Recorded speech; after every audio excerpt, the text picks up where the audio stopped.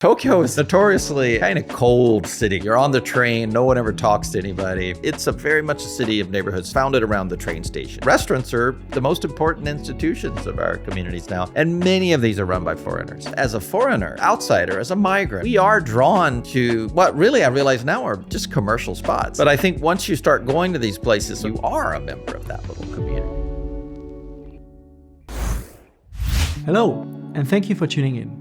If you're enjoying the show, subscribing is the best way to support us. It helps us grow and bring you new stories from life in Japan. All right, let's jump in.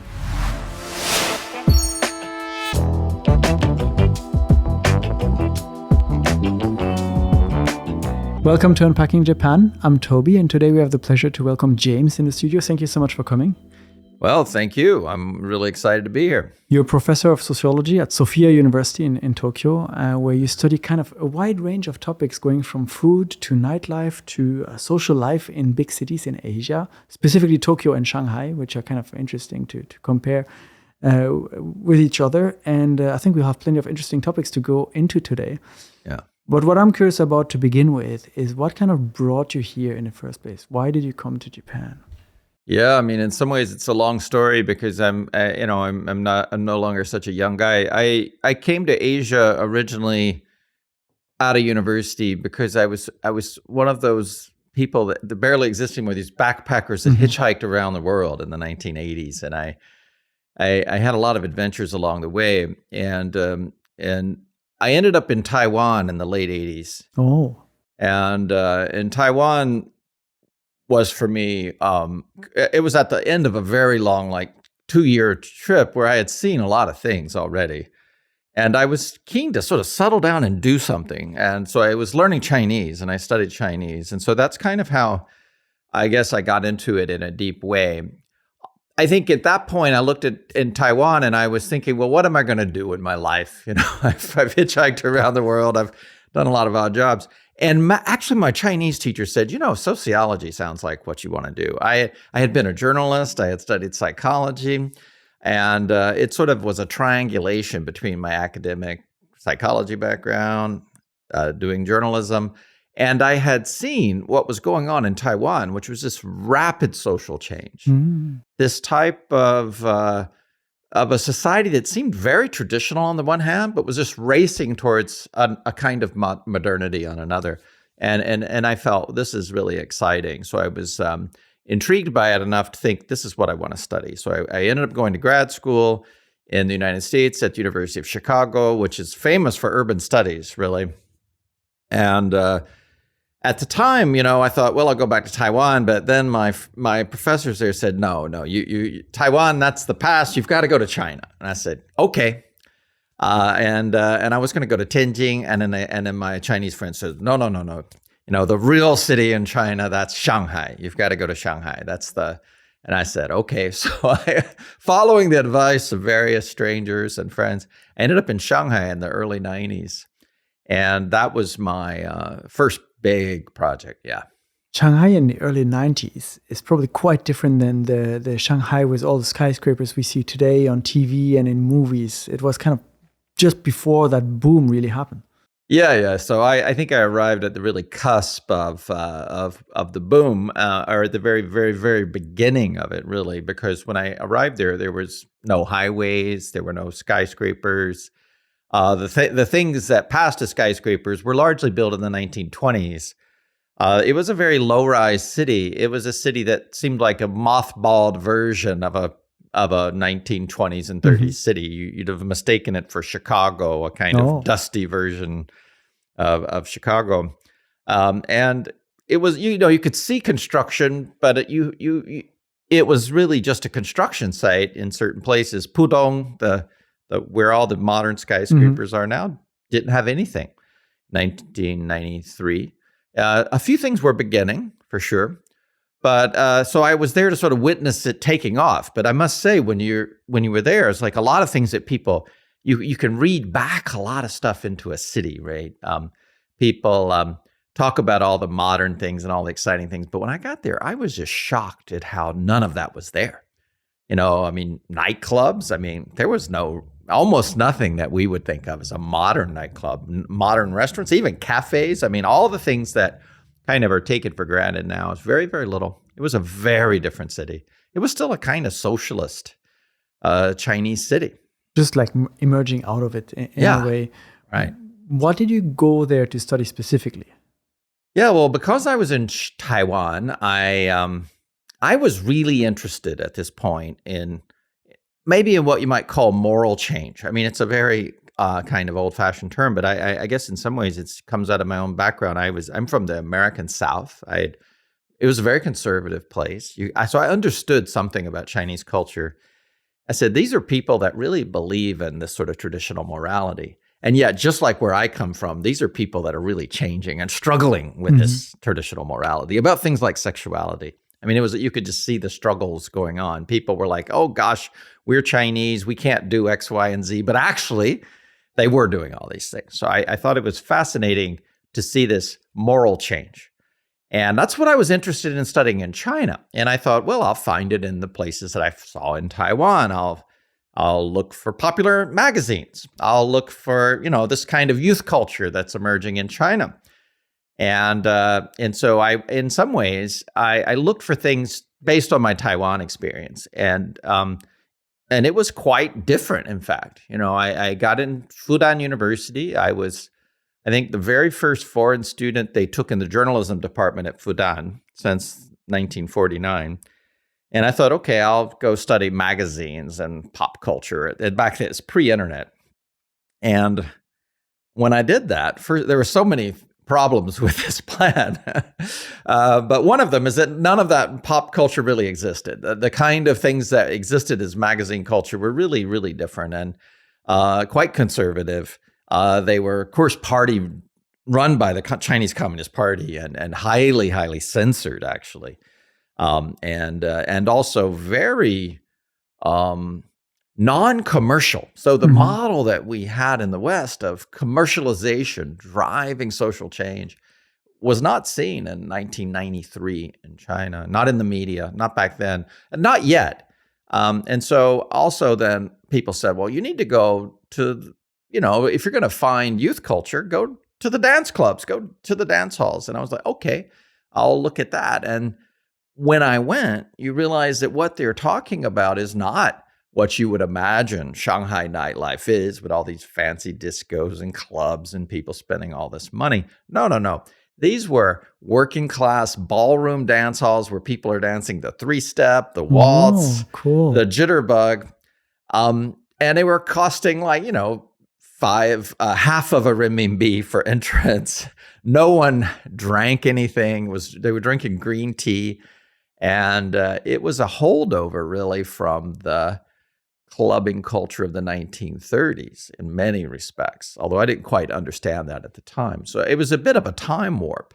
So there were so many things that I thought I would find and didn't find. And that's what made it really a fascinating project in a lot of ways. So that kind of became the core of the study in a way. Oh, yeah. You mentioned that kind of being the first foreign student in the Department of Journalism at Fudan University didn't really necessarily go as planned.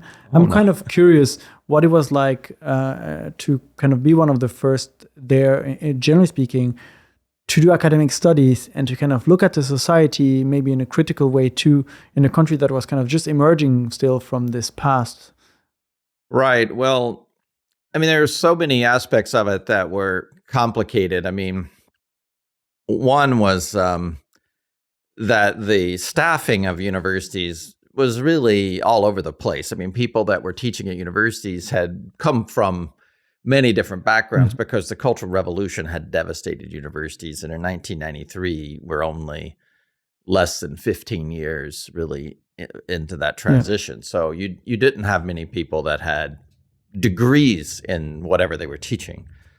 And so you had all sorts of people teaching journalism. And the other thing was it was only, basically 3 years since the huge student movement of 1989. And this was very, very important fact that I think I'm underestimated in my naivete about China.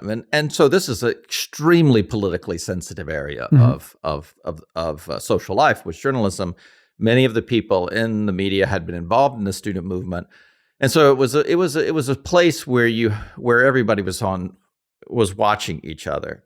And so if you got involved in any kind of research involving the media, you were going to be observed very, very closely by the authorities. How did that kind of translate in daily life? Did you have someone kind of following you around when you went to do field studies or field trips, or did you have to kind of submit every research progress for scrutiny?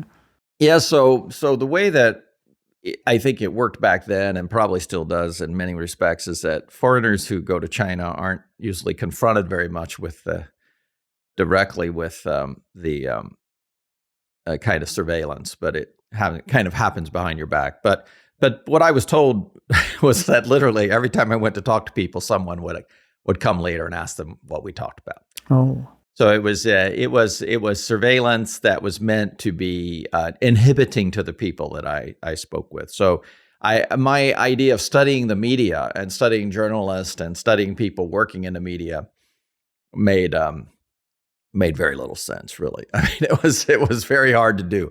And ironically, I mean, in some ways, what I finally realized is you just had to get away from the politically sensitive areas of social life and move into the areas that the Communist Party wasn't that worried about, which was like working class young people and what they were up to. So even though the image of nightlife and Shanghai and all of this sounds very glitzy and modern and global, a lot of what I did was working class dance halls in a working class neighborhood that was full of factories. A lot of the people I talked to were shift workers working in like a beer.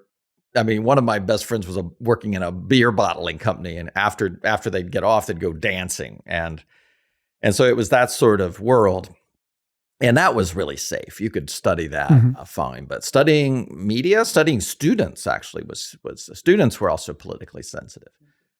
So yeah, I got a lot of problems with that, in fact, and we had to sort of move universities twice until I finally was able to be settled in a place that was comfortable. So you settled and you kind of adjusted a little bit your field of study. But up until now on your journey, you kind of still are in China studying China. Japan hasn't really come into the picture at that point, right? Not during my PhD study. No, I was a China guy, and I just traveled to China. I traveled to Japan once, and I think it was 1990. I first popped over, and it was everything was so crazily expensive. Oh, coming from China. From Taiwan, China. Yeah. I'd been in the mainland China, which was still really, in 1990, the first time I went to China, it was very, very inexpensive. And yeah, coming to Japan, it was like crazy. I'm like, wow, I went to Ginza for sushi, and I was like, oh no, this is this is very pricey. So I think basically coming to Japan was when I finished my graduate work, and I'd done this study in China on youth culture and sexuality. I was looking for a job, and in many ways, it's just a simple story of, well, you're looking for a job, you throw out your CV. It was very early. I gotten a little bit tired of grad school, so I sort of jumped into the job market sort of prematurely. But I got an offer from Sophia University in Tokyo, and it was a kind of a lark. I was like, wow, really, Japan? But my wife, who was actually from Shanghai, and she said, sure, let's do it. Let's go. And so I took the job in Japan thinking I might stay there for a little while. And that's 1998. And here I am. So many, many years later, almost 30 years in. And it's been really an adventure. So I started this sort of dual track in my private and intellectual life of spending a lot of my time between Tokyo and Shanghai. And for the first 10 years of that, I would say my heart was in Shanghai and my body was in Tokyo a lot of the times. And I was very much devoted to, I understood Shanghai, I felt that I understood Shanghai inside and out. I felt like it was home, and strangely, Tokyo did not feel that way when I was actually living there. So about 10 years into that feeling, I said, gosh, I got to do something about this. The only thing I'm really good at in connecting is ethnography. It's, like I'd been going to Shanghai dance clubs and all this sort of thing. So I've got to find a project in Tokyo and a project involving people. Yeah, involving people. Yes. A project that would really, get me out of the bubble of my university. I mean, the university was very comfortable. Sophia University is a wonderful place, but it's a very cosmopolitan bubble, right, of academic bubble. So I decided I would pick something that was very close to home, literally, a neighborhood very close by. And I started doing a kind of ethnographic study of a single neighborhood. So that's the beginning of Nishiyogiology. I can't pronounce this. I'll leave it to you. Yeah, some people call it nishiology. Yeah, that's what I first wrote down actually in my notes. I was like, actually there's an extra syllable here. Yeah. Tell me about this project that you kind of started. Yeah, so that project was really almost like a therapy project. I think if I think about my academic career, a lot of it's like that. It's stuff that I personally have a connection to that's just like the beginnings of my project, thinking about moral change, thinking about how do people change their basic values. Mm-hmm. When I was looking at Nishiyogiology, I was really thinking about how people connect with each other, right? It's partly my own desire to connect people. And it's how do people find connections in the city? I mean, Tokyo is we're in Osaka right now, and Osaka is a kind of friendly place. Tokyo is notoriously a kind of cold city, right? You're on the train, no one ever talks to anybody. Comparatively, Shanghai is an easy place to start up a conversation. So Tokyo is a place where you need to find spaces to connect. And I realized that these little micro spaces in the city were, in fact, spaces of connection. So these tiny local neighborhoods that maybe we just walk past without noticing them are actually sort of social hub for people in the area. Right. Yeah. So I think this is basically it. I mean, these are micro spaces like, they're both, neighborhood spaces that are very compact, very much on a small scale. The area is right around a train station in any Japanese city. And you'll walk past, dozens of little eateries, little bars. And often, even Japanese people will say, hairinikuii. It's hard to go inside those places.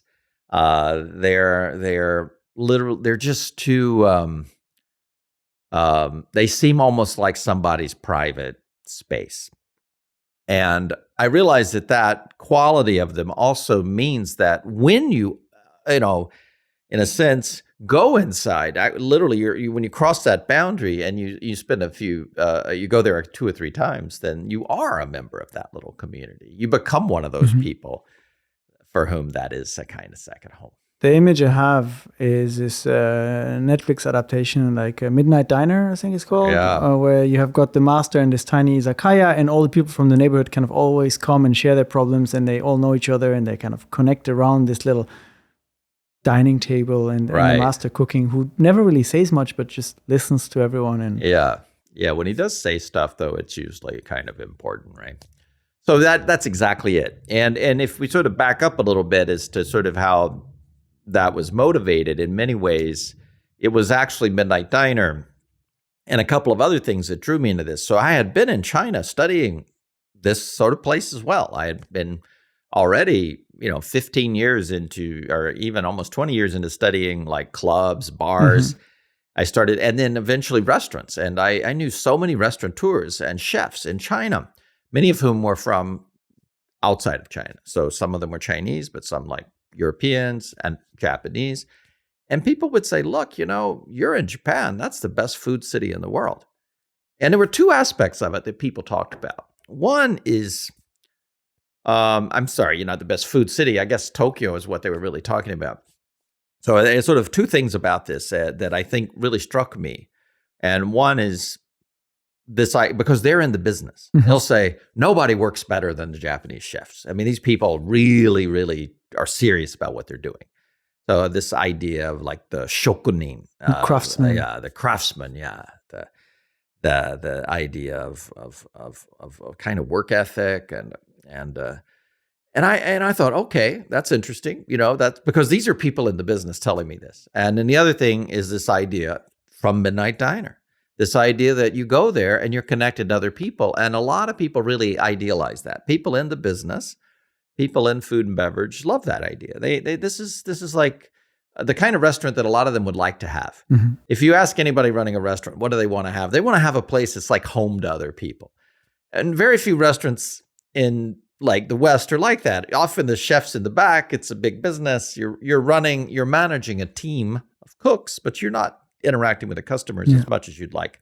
But in a tiny Japanese restaurant like the Midnight Diner, you're only interacting with the customers. So as a typical sociologist, I sort of took these two things with a huge grain of salt. Like, okay, those are stereotypes, and I'm going to go to Japan and explode these stereotypes because, can't really be true, I'm sure that most people are alienated workers and people go out and don't talk to anybody. But in many respects, I would say after 10 years into this, I'm at the opposite end of it. I think that there really is something to this idea of the craftsman. And there really is also something to this idea of the third place that people belong to. So those first 10 years during which your heart was still in Shanghai and your body was in Tokyo, it was also this skepticism about whether this was true or not. But that one project to kind of study your local community kind of has proven them right in a way. Yeah. Well, I think it certainly... I think people put the seeds of that in my mind. And these are people that I found interesting because they were often deep into the business. I always like to learn from people. Mm-hmm. When you're doing field work, you're learning from people that are always going to know a lot more than you. These are chefs that work in a kitchen every day. They're going to, so they're telling me a lot of things, and I do trust them to some extent especially about the things that they themselves have experienced. But in this case, a lot of people are talking about Tokyo and they just travel there. So I was like, okay, well, maybe you're right, maybe not. But what I realized is that as a foreigner and as a sort of outsider, as a migrant, really, a lot of us, when we first land in a place, we are drawn to what really I realize now are just commercial spots. Like I'd go to Denny's, you'd go to the places that are easy to walk into, and I think a lot of so I really relate to my students because that's what they do too. They love Starbucks, they love Denny's, they love chain restaurants because this is it's easy for you to navigate. And the big commercial businesses are good at that. And so I think it's to some extent, that's what I had done. They're easy for a person who doesn't have also linguistically, it's easy to navigate.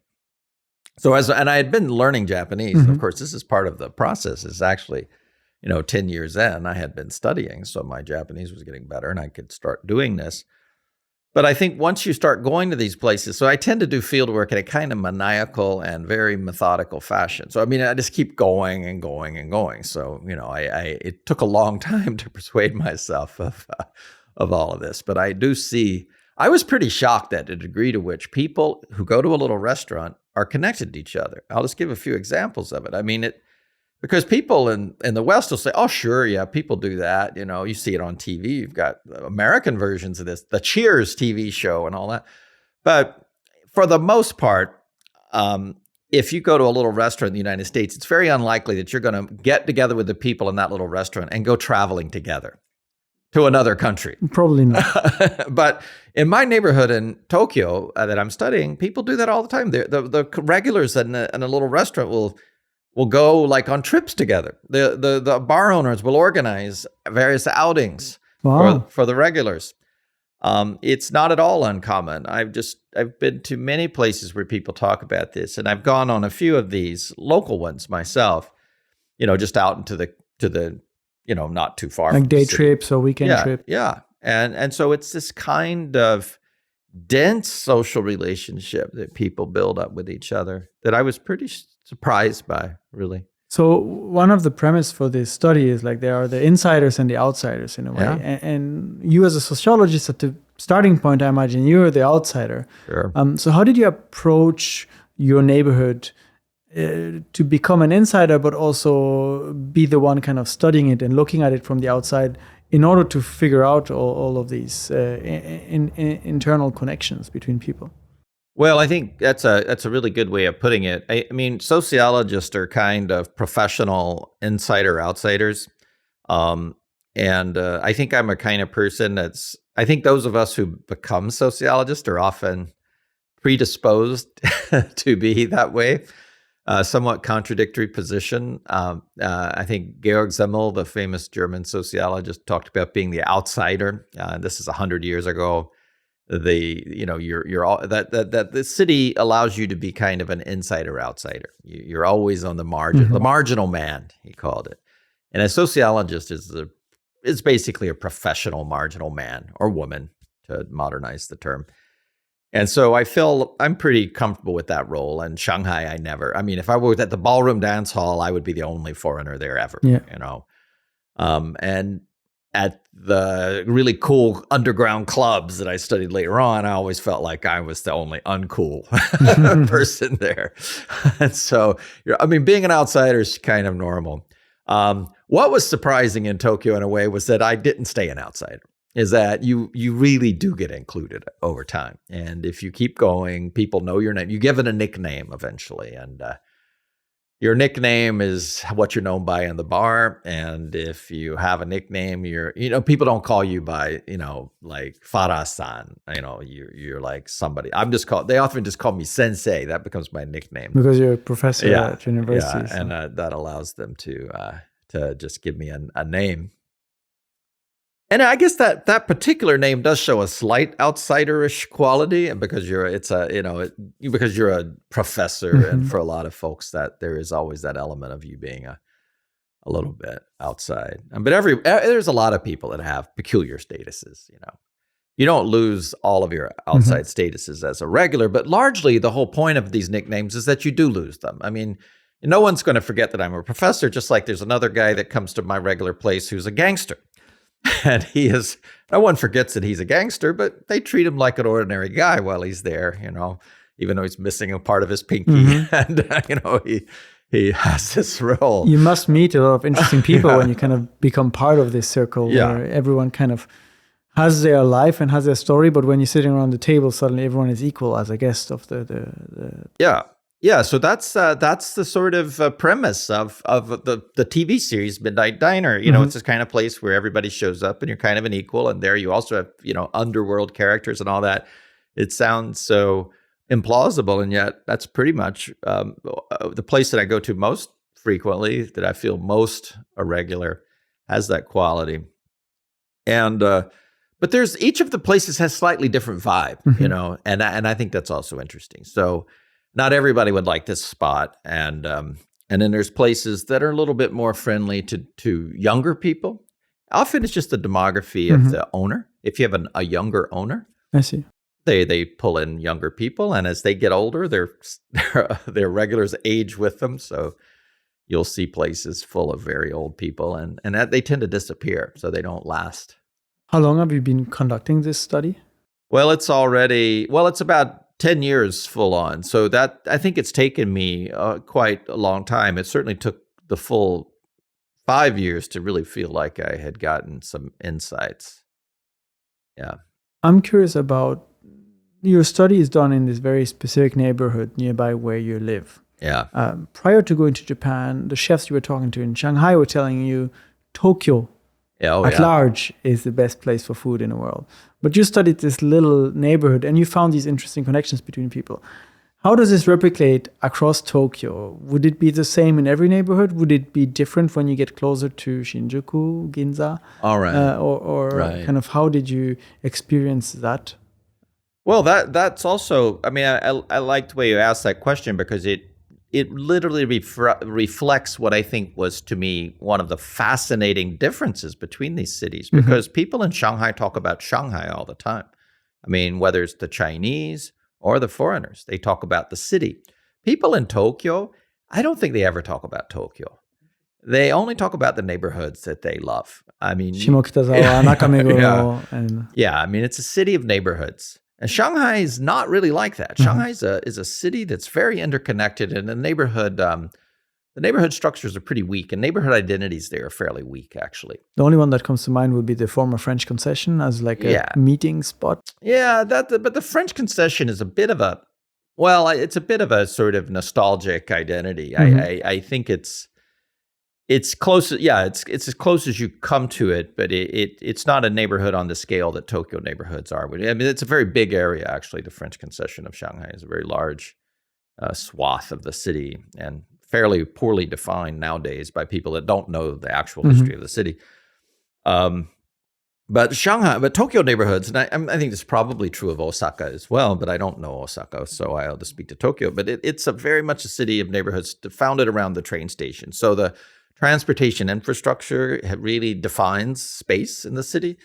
I think that's true going back a pretty long time. I think it's probably less true in the pre-modern period.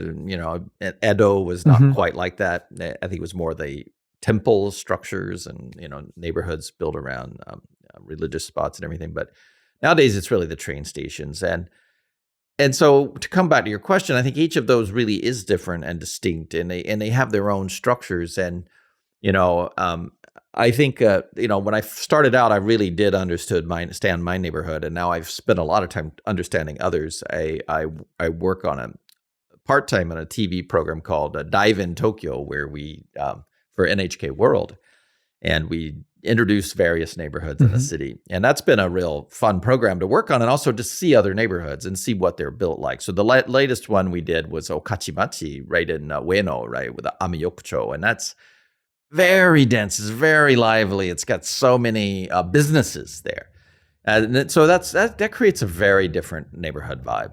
So a place like Shinjuku, you have Kabukicho, which is a nightlife district that has a lot of underground nightlife, a lot of sexualized nightlife, where the sort of sex industry kind of forms the core of urban identity.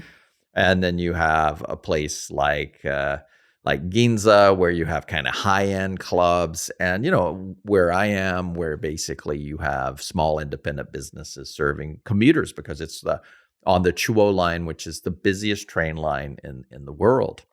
And one of the longest. I think it's 57 kilometers long from Tokyo Station out to Takao-san, one of the last stops on it. And it's just, it's 57 kilometers. So it connects all these people along this line who can stop off at any of these stations. And so, the neighborhood that I'm studying is Nishiogi Kubo. It's famously not famous in a way, because all the other stations are more built up, and even though it's fairly close in, it was less built up. People take pride. We're the only station on the Chuo line with no Starbucks, which is not actually true, but we're one of the very few with no Starbucks. And it's a lot of independent businesses. And so within, I think, 0.8 kilometers of the station, there's 560 places where you can sit down and have a meal of some sort. 560. Yeah. And that sounds like a crazy number, but a lot of places in Tokyo have similar numbers. So, I mean, the density of businesses in Tokyo is phenomenal. So when I think about, say, Shanghai versus Tokyo, Shanghai is a very dense place, but Tokyo is much denser in terms of the numbers of businesses. And they're much more organized around much more micro-level urban structures of neighborhoods and neighborhood identities. And the spaces themselves are tiny. So, a small restaurant in China is a big restaurant in Tokyo. One of the things that I really enjoyed when I was in Shanghai was the amount of street food available. You'd walk around, you'd have street vendors putting up their shopping carts at night. You'd imagine that in a country where there's maybe no space or little space to have like restaurants, people might also set up stalls occasionally here and there next to the station where a lot of people pass by at peak times. But in Japan, you only see this really during festivals, or famously in Fukuoka, where they have all the yattai by the river. Why is it that there's not that much more street food available in these like local neighborhoods? Well, this is really, I think, in most countries, largely an effect of governance, really, of what the city governments or national governments are will tolerate. So I think street food was the natural state of the city if we go back to pre-modern cities. So Edo had a crazy number of street vendors, and mostly, if we think of all the foods that in Edo, the sort of pre-modern name for Tokyo, you had, all the things that would be normally associated with the city: soba, sushi, tempura. Those were all sold by street vendors who carried them through the city. And these were some of these stalls you could carry on your shoulder, and they were very small, and some of them were kind of big and heavy, but you still move them around. Actually, they were literally portable stalls. And that was mostly where most people got their food. I mean, there were actually sit-down places to eat in Edo all the way back to around, the late 1700s. But so it's a very, it had quite a developed, eating culture, including sit-down spots, ryotei kind of restaurant things.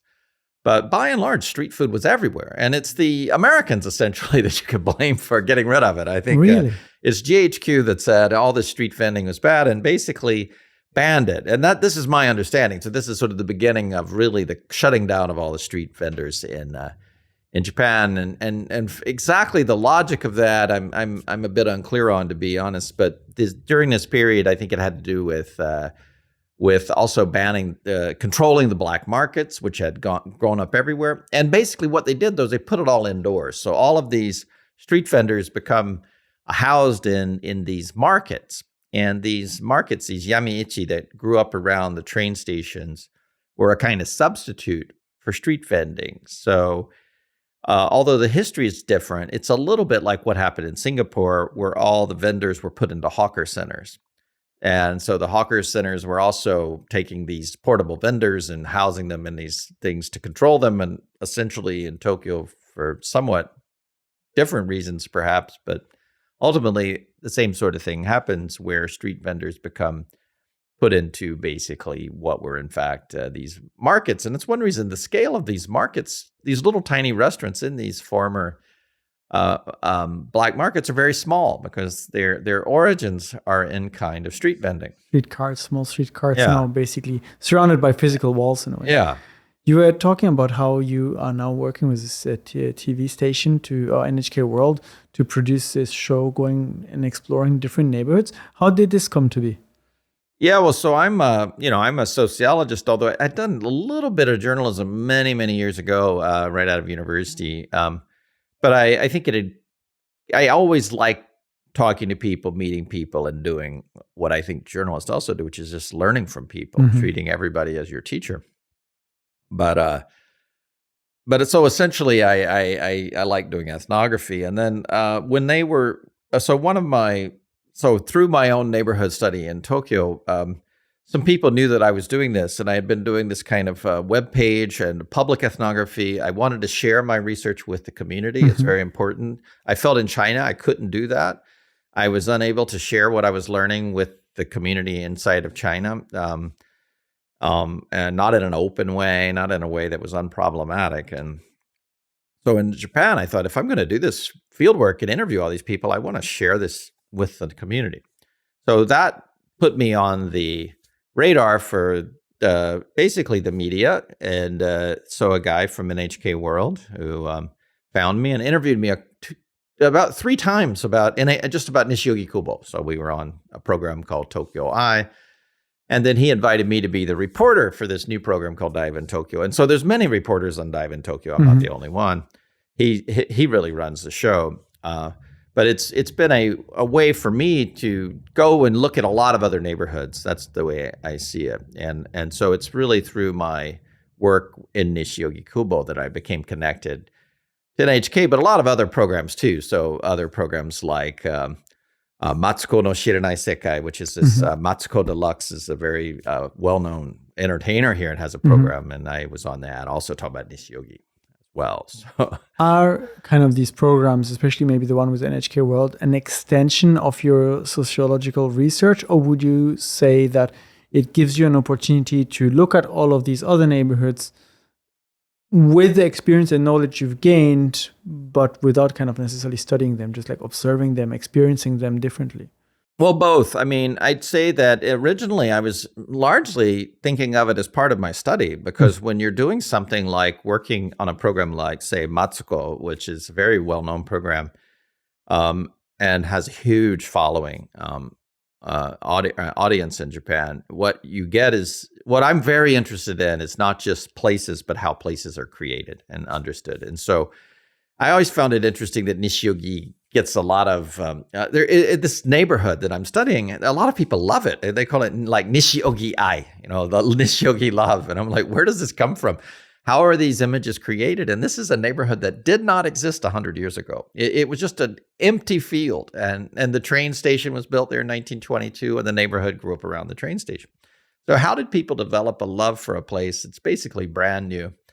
And the media is a big part of this, these media representations. So I was very interested in how this kind of works and how people create these stories and things like, we think about things like Midnight Diner, but in Tokyo, there are many very granular, very small scale representations of particular neighborhoods. So like even Nishiogi has its fans, and they people put together zines, and they're all about Nishiogi. Wow. And so I think this was, for me, part of the study is this is the way that I think people create places that matter for people. For me, this is sort of the ultimate sort of value of all this. I mean, it's not just about having friends to drink with. It really is about creating a sense of belonging and identity that works at a human scale, so that you can get integrated into your community, even in the biggest city in the world. And part of it is through these connections, but part of it is through these stories. I mean, to have a story about what Nishiogi is and all these characters in Nishiogi and all these personalities, and all of this is created by local, hyper-local media. I mean, some of it's analog. I mean, people won't publish it online because they just only want it to be just for the people in the 560 shops around. Yeah. So interestingly, Tokyo, one of the largest cities in the world that people kind of often say is very impersonal, quite cold, is, as you described it earlier, actually a city of neighborhoods. And when you dive into those neighborhoods, you find human scale societies that interact with each other. Yeah. One question that I have is, you kind of came into that neighborhood as a foreigner. You kind of previously studied Shanghai, and you're looking at it maybe through this kind of lens. How, or if at all, different is it from maybe Japanese researchers or Japanese media that kind of discuss and look and observe and analyze these neighborhoods? Do you feel that your narrative kind of aligns, or do they have like very different takes on this? Right. No, that's a great question. And I think the experience with Shanghai is so different. I mean, Shanghai is a city, and like a lot of Asian cities, actually, a lot of Asian cities have a very colonial and post-colonial story. And so places like Singapore, Hong Kong, Shanghai, even Taipei, actually, although it's a very different one, certainly like Mumbai, or Calcutta, they have this strong connection to the foreign presence. It's a highly ambivalent connection. I mean, the foreigners are kind of the creators of the city, but they're also this sort of evil colonialist. But you certainly have a place in the city. There's no doubt at all that as a Westerner, Shanghai is partly your Shanghai. And you're sort of loved and hated for that, but it's part of this. When you're there, you can find evidences of that. I mean, the Bund alone, yeah, the buildings opposite Pudong, right, facing the river, all are from that colonial period. Yeah.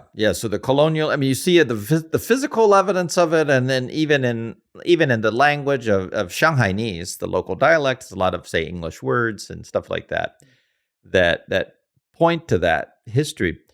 And so it's easy to fit in and feel like, oh, wow, I belong here. Tokyo is really not like that. I mean, it is not a city that celebrates its international side. Parts of it might, if you're living in Roppongi, for example, maybe you might be more part of the story. But out there where I am, I would say that, to put it simply, most of the Japanese writing about it completely ignores the foreign presence and migrant presence. And So even though what I was doing, I think, many of the themes that I talk about and I've talked about just now, small scale restaurants, the importance of community, importance of history, it echoes what they're saying. But I very intentionally add another dimension of it. And that is, not everybody who's been doing this is a Japanese person. And that is new. I would say it's been very unusual to have representations of the neighborhood that include the foreign community. And the foreign community out in West Tokyo is small. I think it's now about 3% of the population of Suginami district is foreign, but 3% is still, is quite a few thousand people, yeah. And then when we go back historically, there were some interesting foreigners in the neighborhood. There was a German guy, one of the founders of veterinary medicine in Japan. He was living about 100 meters from where I'm living 100 years ago, and raised a family there with his Japanese wife. The son of the last emperor. The younger brother of the last emperor of China lived in our neighborhood for a while. Pujie. And there were other folks like that. So, I mean, not saying that they were a large number of people, but these stories are not well known. And neither are the stories of contemporary migrants. And if we look at what makes because the neighborhood has changed over the century, and nowadays, most people, when they talk about these Japanese neighborhoods, they talk about commercial spaces, businesses, right? You go there, you go out to eat. Restaurants are the most important institutions of our communities now. And many of these are run by foreigners. So there's so many restaurants run by migrants.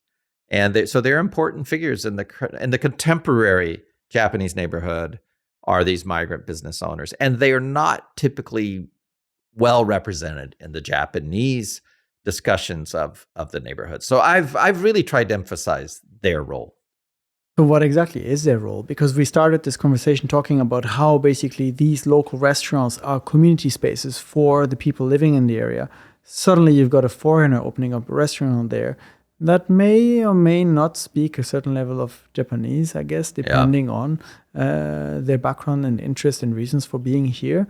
But suddenly you have that place in that neighborhood. And the clientele that is like maybe skeptical, maybe curious, but also may not find the kind of communal place there where they would maybe sit at a table and talk to the person next to them to plan a trip on a weekend. So how do these affect these neighborhoods, these kind of restaurants opened by foreigners? Well, how do they integrate? Right. No, I mean, that's also one of the key questions that I've came to the study with pretty fast is like, okay, so what are I was, again, thinking exactly as your question implies that they might not be very successful at this. And I think first of all, I've realized that over the time, there's quite a variety in restaurants in a city like Tokyo. So there are definitely restaurants that serve basically a functional purpose. They're basically like fueling stations for busy people. And if you're running, say, a little Nepalese curry shop in central Tokyo, and you've got hundreds of people coming through there during the day, and you've got Nepalese chefs who you just imported at very, very low wages to get the food done. I think that the amount of social life in that kind of restaurant is very low, and there's not much community being built there. Although I would be reluctant to say none, because some of those restaurants will have people that literally come every single day. And once people start doing anything every single day, there's definitely an investment emotionally in that place. But let's just talk about the places I have studied, and that's in my neighborhood. So there, a lot of the foreigners who've run restaurants have been at it for a while. I mean, and a lot of them do have Japanese spouses, because when you're getting into the restaurant business 20 years ago, it's very hard to get into it without having Japanese connections. So they do have some connection to Japan, but some of them don't. But and many of their spouses aren't ever there, so it's basically them. And I think there's a Korean woman running a Korean restaurant there. There's a Chinese woman running an Okinawan restaurant there. Wow. And I'll just talk about those two, because they are the ones that are taking people on trips. So they will have the Korean lady will take people to Jeju Island, where she's from. They will all go there together. Overseas trips. Yeah, overseas trips. The Chinese ladies organize trips to Taiwan. So the people have actually gone with them to different places. There was a Thai woman and a Japanese woman who became friends working at a restaurant. So they opened up a Thai restaurant called Fudan, which means friends in Thai.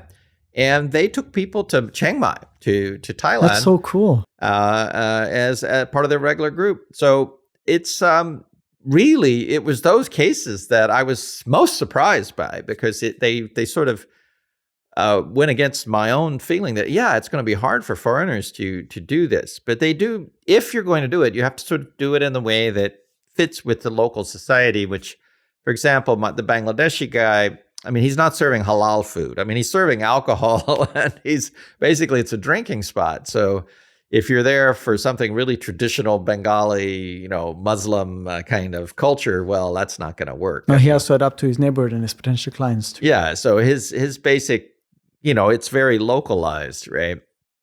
And I think that's largely the modus operandi. These are not enclaves for foreigners. I mean, by and large, they are largely restaurants that are serving largely the Japanese community. But there are some differences, because I noticed that the Chinese lady who runs the Okinawan place, now that's such a Japanese hole in the wall. If you walk into it, say, this is such a hole in the wall. This is such a grungy little place. But if you sit there a while and you realize, oh, wow, there's actually a few Chinese people that hang out here. And there's a few other foreigners that hang out here. And I think that having a foreign owner or manager makes it a little bit more friendly for the international crowd. So that I think does have an effect, but it's largely very much the same sort of drinking spot that the others are. And these narratives are sometimes overlooked a little bit by Japanese media that tend to focus more on the long-established local Japanese-owned businesses. Right. What we've been talking about so far has been super interesting, and I mean, it's quite complex. You were telling me that when you are on TV, usually speaking time and such is regulated. How do you get to kind of convey your passion and what's going on in these neighborhoods and get people interested into this when you have, say, limited time on one of the TV shows you participate, or when you don't get to give this full context? Right. Yeah. So, I mean, I've done TV and magazines and other types of interviews. I think for me, the most instructive was when I was on Matsuko no Shiranai Sekai, this really big TV show. And I thought, this is going to be a one-off opportunity to hit a big audience. And I wanted to give an image of the neighborhood that worked for me. I thought this is, and I realized you have to boil it down to just a few basic points. And they're going to set most of, because I've learned in television especially, they're going to decide on the agenda 80%. Pretty much that you're not going to decide on much. So you have to think about the room that you're given, what are you going to do? And I realized that, so they want to talk about the independent drinking spots because that's the story of Nishiogi Kubo that other people also talk about. So I said, what am I going to basically be able to do? And I thought, well, two things. I want to talk about women's independent entrepreneurship because this is something that people often, it's like not the old guys and, doing old guy stuff. But I wanted to make sure that the women I introduce, two of them have to be migrants. And so I chose the people that would be on the show as to include migrant entrepreneurs. And the main people that got on the show were still the Japanese. And, but the migrants were there. And it was basically the message that this is so, and also the other point of this is that this is a kind of endangered part of Tokyo because it's really run down post-war architecture, and the developers might come in to grab the land and rebuild in something maybe more modern. And people are worried about that to the extent that they're even worried about it being on television could actually further this sort of process of redevelopment and real estate interest in the neighborhood. But I knew that the owners of the personalities of the people involved in shooting this program, they were kind of very sympathetic to this idea of preservation. And this idea that this is almost like a heritage architecture, even though it's really grungy post-war black market architecture. So I wanted to focus on that, and I think that the Matsuko Deluxe, who's this TV personality, really also liked that narrative, and I knew that they did because they had also said similar things about other neighborhoods in Tokyo. So I think that the narrative worked. I mean, so Matsuko says, this city, it's full of weird people, including all these foreigners, including all these gay people, because Matsuko's also a gay man. And so a very flamboyant person, really. that I think sent the right message that this is a neighborhood that's very accepting, very open. It is not just tradition frozen in amber, and it's just old Showa Japan, which is an image I think that has very conservative dimensions, right? That and it also sets people worrying about loss, like, oh, we're going to lose all this. It's going to be replaced by modernity, westernized modernity. But rather, I guess the point of this is that these migrants are part of the people who are saving this neighborhood.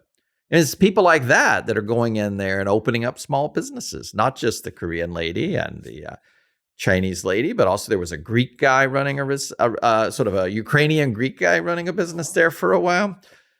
He was very successful until COVID. And so there's other people, other migrants who are also part of, I think, really preserving this neighborhood. Just goes to show how much is actually going on in like around such a train station that people may overlook because there's no Starbucks. Yeah, exactly. You were talking as well how a little bit earlier how every neighborhood kind of specializes in something, and you talked about Kabukicho being more like the nightlife and such, which is actually what you used to study more when you were in Shanghai, the ballrooms and such. Is this an area you have also explored here in Tokyo and kind of compared a little bit the nightlife scene and how these develop after people are finished eating, basically? Yeah.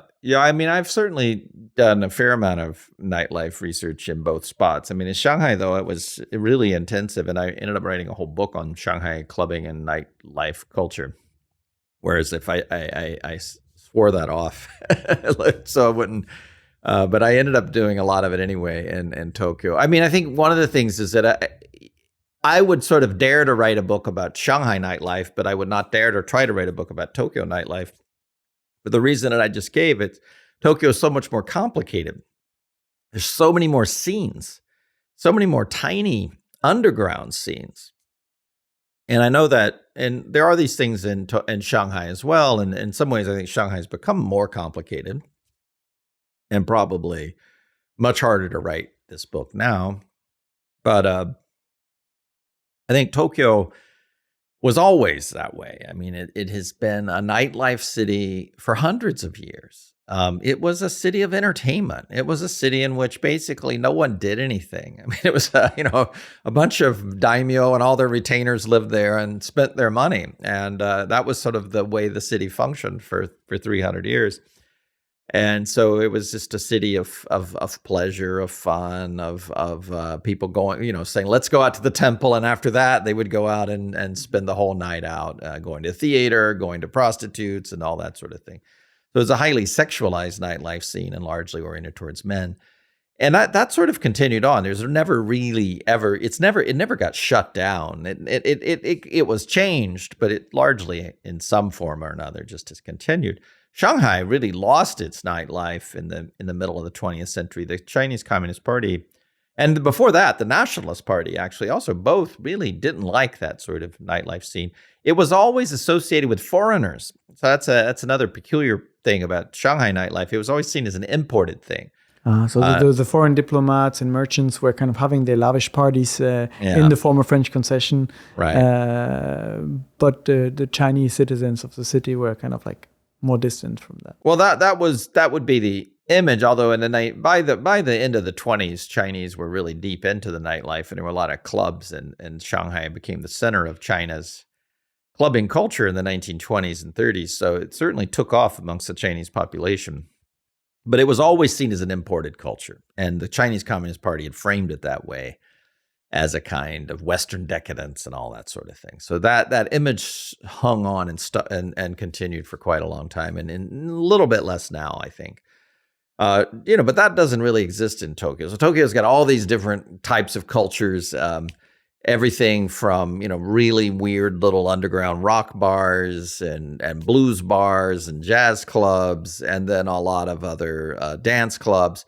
It also has a few really big commercial dance clubs in like Shibuya and places like that. So I think in some ways it's just a bigger scene and a more complicated scene, a more subcultural scene in which you have to kind of know your place and know where you're going, where you fit in, I think in Japan and Japanese nightlife culture, as in other aspects of Japanese culture, it's sort of figuring out what scene you're going to devote yourself to. It's very specific, right? It's very, very narrowed down. Yeah. There's the jazz clubs, the kisaten, the... Yeah. Interesting. And so people like being an otaku. I mean, it's sort of it's a badge of honor that you're pretty obsessed with one particular type of thing. One interesting thing you've done throughout your research is kind of go back and forth a lot between Shanghai and Tokyo. Yeah. I feel like in general media that discusses Japan, especially, let's say, Western media, the comparison often goes with, Tokyo versus New York or Tokyo versus London. How comparable are they, and why is it maybe more relevant to compare with Shanghai, which is like maybe closer or has more historical connections with Tokyo, actually? Well, I think there's a lot of reasons. I mean, one reason actually is that I think we need to be very careful about talking about Asian things. I mean, people very casually will say, "Oh, Asian nightlife," or "Asian cities," or "Asian gentrification," and I'm like, well, actually, I would emphasize more the differences between, say, East Asian cities, not their similarities. So one thing is that I think looking at these two allows us to sort of kind of get away from this narrative of East versus West, which I think is not very helpful at all. I think that in some ways, maybe it's not satisfying to people, but it really is much more complicated than that. But there are things that do hold these two examples together. I think if we think about what makes Asian urbanism a bit different, one is density. I mean, the population density of East Asian cities is really high. The density of businesses is really high. The transportation infrastructure is often there. So, there's sort of walkability, high density that allows for a kind of agglomeration effects in business that are pretty unusual in most cities in the rest of the world. And then I think the other thing is that a lot of times, despite the fact that these cities have quite a long history, a lot of East Asian cities are relatively new. They're boom towns of the last 50 years. Tokyo's an exception to that story. Actually, Tokyo was massively large city 300 years ago, destroyed and rebuilt. Yeah. But yeah, so, and that's the other thing. I mean, the sort of, that part of it is very similar to the rest of Asia, maybe for different reasons because of the war, but the rebuilding and all of that. So there's a kind of newness and, to both Shanghai and Tokyo that have different origins and historically. But this is something I think is quite different from, say, Paris, where everything has sort of been there for quite a while, and you're aware of that. Yeah, and still there and hasn't changed, and probably very hard to change. Being criticized now basically for falling behind because of the lack of, well, you can't do anything. You've got all the Haussmann buildings there, and they are here to stay another few hundred years probably, and so you have to build around it, which limits development compared to cities in Asia. Right. Interesting. You kind of started this whole project in your neighborhood in a way for you to find your place there in the city, and have studied this, and the project is still ongoing for over a decade. Do you feel like you found the answers you were looking for when you kind of were questioning a little bit, when your heart was still in Shanghai and you were kind of wondering, how do I fit in here in Tokyo? Yeah, no, if I had to, I think I should probably, I mean, if I want to answer that, I would say yes. I'd say I think I found it. I think I found in some ways that you can be a member of the society. You can find a place. It requires a lot of devotion. I think people, people that want to be a member of Japanese society, I mean, I think many migrants suffer from this sense of how do I fit in? It does require, in some ways, simply finding your scene and just devoting yourself to it enough that people there will say, "Gosh, this guy's a nut." He's kind of a crazy guy for Nishiyogi, and that's pure positive feedback, basically. So once you're identified as someone who's a bit crazy over something, that usually that means then you're a member of the team. I think what people don't really respect is sort of dilettantish curiosity. where you're walking in and saying, "Gosh, I'm really excited by this." Well, that doesn't impress people or establish a relationship with people. So yes, I think it took time, but I think that sense of belonging is there. There's always other dimensions of it that you start feeling like, what is your responsibility for the community? How do you deal with the political dimensions of this involvement? Because there are these issues, say, around redevelopment that are actually political because they're policy issues. So how do you deal with that as a foreigner? And those are tricky because as a non-citizen, there's a limit to what you can do politically. But, some of the politicians are quite interested in knowing what people think. Interesting. I've talked to our local Suginami-ku mayor. She was a very nice person, very, very cosmopolitan, super liberal cosmopolitan mayor. So we're lucky to have her, although that's a political opinion. Having kind of found the answer a little bit to the original question of your study and having done this project for 10 years, does this now open the doors for kind of closing that chapter and kind of diving into other aspects of Tokyo?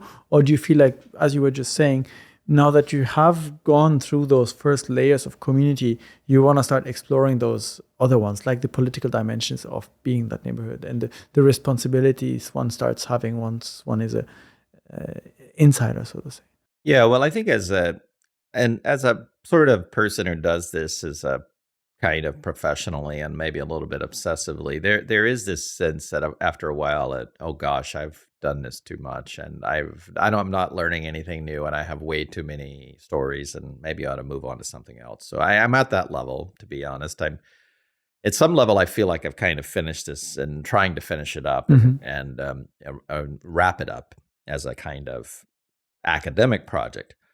And then the next step for us is involving a lot of my PhD students that I have and some other undergraduate students, and we're studying migrant restaurants throughout the city. And so it's that coming back to that particular question of what role do these restaurants have, and looking at a far bigger variety of places, including those that don't necessarily naturally have a community, and very, very different types of communities. I mean, you go up to northern Tokyo, there's like a Pakistani community up there, and they have this great food and great restaurants. But it's very much an ethnic enclave community. Say Pashtun people running restaurants, serving that community, and so there really are very different models of migrant restaurants and different ways in which they connect to Japan. But all of them do. I mean, these businesses do connect to communities in different ways, and so that's kind of the project right now that I'm working on is a larger project on migrant foodways. Another decade of research ahead, probably, so to say. And running around eating. Well, that sounds pretty fun. I think you picked the best kind of research angle to do field work and to kind of really experience what you're working on. Does it make it sometimes difficult to distance yourself? You're at the restaurant enjoying the food and meeting the community, but you also actually have to objectively take everything into consideration and analyze and look back critically about how the people interact with each other, how everything is working. I guess so. I get, my wife would probably say yes. It can spoil a meal. I think that I feel that it works pretty well, though. I mean, it's a way of approaching things. It's having questions. I think having a sincere desire to learn from people typically just means that you're more connected to the places you go to. It's just, as opposed to just thinking about yourself and what's going on in your life that day, like, oh, I've got this to do, or I'm having this problem, or you're just like, okay, wait a second, let's don't think about me for a second. Let's actually figure out, why is this person run a restaurant here? Who are these people? What are they doing? And to me, that is a way of opening myself up and experiencing a place better. So I actually find that, and I always teach my students that. I said, you're always told when you're young, you need to learn how to talk. You need to learn how to express yourself. I said, the problem that you really need to focus on is learning how to listen to other people. And if you can do that, boy, that's a skill you can develop as a sociologist. So I get my students to do interviews like this, go out into the neighborhoods, And lately, I've gotten my students, instead of doing presentations in class using a computer, they do their presentations in the neighborhood as a tour, showing people around the neighborhood. Wow, that sounds like fun. That sounds like the kind of university studies I would have liked to do. Kind of going around and being toured by another student and maybe trying some of the things they're talking about. Yeah. Cool. We covered so many topics. Do you feel like there are some of your work and your research that we didn't really dive into that you think is important to maybe touch upon still? Well, I think we've touched upon almost all of it. It all sort of layers in there. When I think about what initially got me interested in this was sort of people's really intimate lives, sexuality and dating and how people sort of develop meaningful sense of themselves and traditional societies. And so I think cities in some ways are kind of weird, engines of individualization. It's quite paradoxical that people find the most freedom in the most crowded places. Mm-hmm. And sexuality is a great example of that. Rural societies are very patriarchal, very oppressive, very rigid, and for the most part. That's a bit of a generalization. But you go to the cities, and that's where people find subcultures, find freedom, find the ability to do the things they want to do.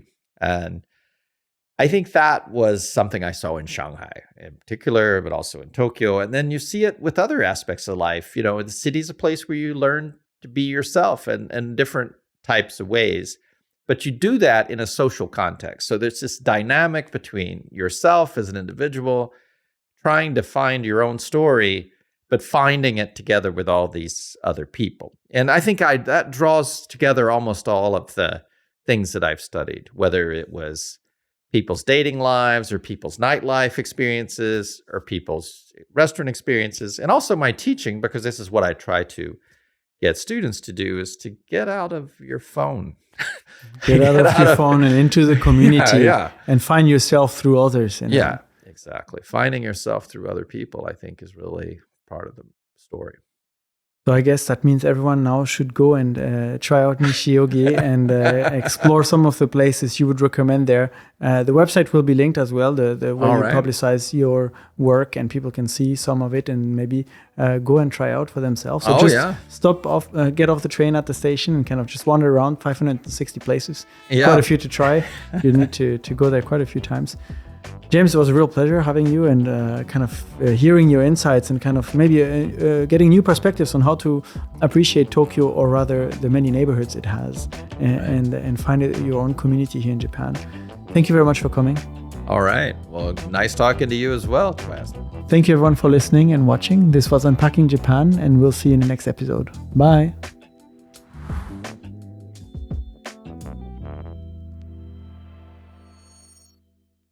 Thank you for sticking with us all the way till the end. We really appreciate it. If you haven't already, consider subscribing to the podcast. It helps us improve the show and bring you more in-depth conversations from Japan. Take care and see you next time.